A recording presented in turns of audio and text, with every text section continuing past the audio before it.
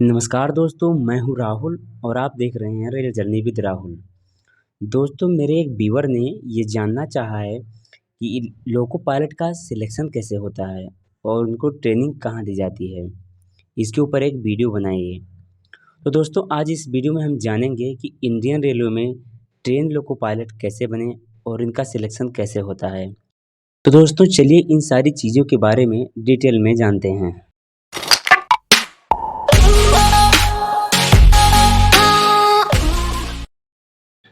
दोस्तों, ट्रेन के ड्राइवर यानी लोको पायलट की वैकेंसी भारतीय रेलवे के द्वारा निकाली जाती है और लोको पायलट की भर्ती के लिए जो एग्ज़ाम्स वगैरह होते हैं वो आरआरबी यानी रेलवे रिक्रूटमेंट बोर्ड द्वारा कंडक्ट कराया जाता है। दोस्तों, एक ट्रेन लोको पायलट बनने के लिए आपको कम से कम हाई स्कूल यानी 10वीं पास होना अनिवार्य है।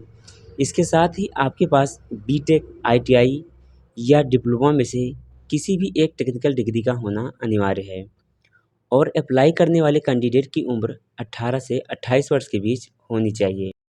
दोस्तों, लोको पायलट बनने के लिए आपको आरआरबी द्वारा कंडक्ट किए गए 2 एग्ज़ाम को पास करना होता है और ये एग्ज़ाम कंप्यूटर बेस्ड टेस्ट के रूप में होता है, जिसे सीबीटी टेस्ट कहते हैं। सीबीटी टेस्ट एग्ज़ाम क्वालीफाई करने के बाद आपका एक साइको टेस्ट होता है। दोस्तों, यह एक अलग प्रकार का टेस्ट होता है जिसमें आपकी साइको वगैरह चेक की जाती है। जो कैंडिडेट साइको क्वालीफाई कर लेते हैं, उनको भारतीय रेलवे के द्वारा एएलपी यानी असिस्टेंट लोको पायलट के रूप में सेलेक्ट कर लिया जाता है। सिलेक्शन होने के बाद जिस ज़ोन में आपने अप्लाई किया है, उस ज़ोन के डीआरएम ऑफिस में आपको जाना पड़ता है और वहाँ पर जिस ज़ोन में जिस लोको पायलट की वैकेंसी रहती है, चाहे वो इलेक्ट्रिक लोकोमोटिव के रूप में हो या डीजल लोकोमोटिव के, उसी हिसाब से कैंडिडेट को अलग-अलग बैच बनाकर ट्रेनिंग के लिए ट्रेनिंग सेंटर भेज दिया जाता है। दोस्तों, यह ट्रेनिंग 90 से 100 दिन तक होती है और इसके दौरान हर कैंडिडेट को लोकोमोटिव और ट्रेन ट्रैक सिग्नलिंग के बारे में डिटेल से समझाया जाता है। दोस्तों, इसके बाद आपका एक एग्ज़ाम होता है जिसे आपको ज़रूर पास करना होता है और अगर आप इस एग्ज़ाम में फ़ेल हो जाते हैं तो आपको एक बार फिर से चांस दिया जाता है, जिसे आपको ज़रूर पास करना होता है। इसको पास करने के बाद आपको गुड्स ट्रेन में एएलपी यानी असिस्टेंट लोको पायलट के तौर पर नियुक्त कर दिया जाता है। दोस्तों, ट्रेनिंग के दौरान कैंडिडेट को एएलपी की हाफ सैलरी दी जाती है। गुड्स ट्रेन में 1, 2 या 3 वर्ष तक काम करने के बाद एएलपी को पैसेंजर ट्रेन चलाने के लिए दिया जाता है। इस ड्यूटी पीरियड में वे 6 वर्ष तक काम करते हैं और जब उनके पास 6 वर्ष का एक्सपीरियंस हो जाता है, तब इनको एक्सप्रेस ट्रेन में बतौर लोको पायलट के रूप में नियुक्त कर दिया जाता है।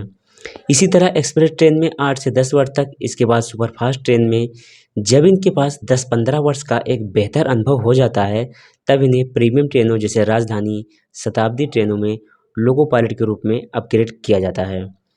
दोस्तों, शुरुआती दिनों में एक असिस्टेंट लोको पायलट की सैलरी जो होती है, वो 30,000 से 35,000 के बीच होती है। जब ये गुड्स ट्रेन से पैसेंजर ट्रेन में आते हैं, तब इनकी सैलरी 40 से 45,000 हो जाती है।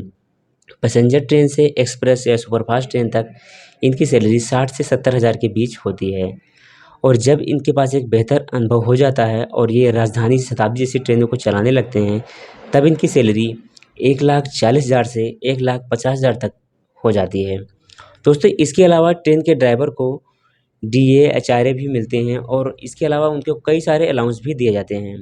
दोस्तों, बात करें ट्रेनिंग सेंटर की, जिस ज़ोन में आप अप्लाई करते हैं उसी के हिसाब से या फिर डीजल या इलेक्ट्रिक लोकोमोटिव के लिए वैकेंसी वाले बैच के हिसाब से आपका सेंटर सेलेक्ट किया जाता है, जैसे कानपुर हो गया, उदयपुर या भुसावल।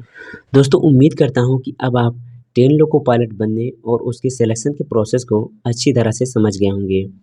दोस्तों, इंडियन रेलवे से जुड़ी यह जानकारी आपको अच्छी लगी हो तो वीडियो को लाइक और शेयर ज़रूर कीजिएगा और चैनल पर नए हैं तो चैनल को सब्सक्राइब करके बेल आइकन को ज़रूर से प्रेस कीजिए। Thanks for watching.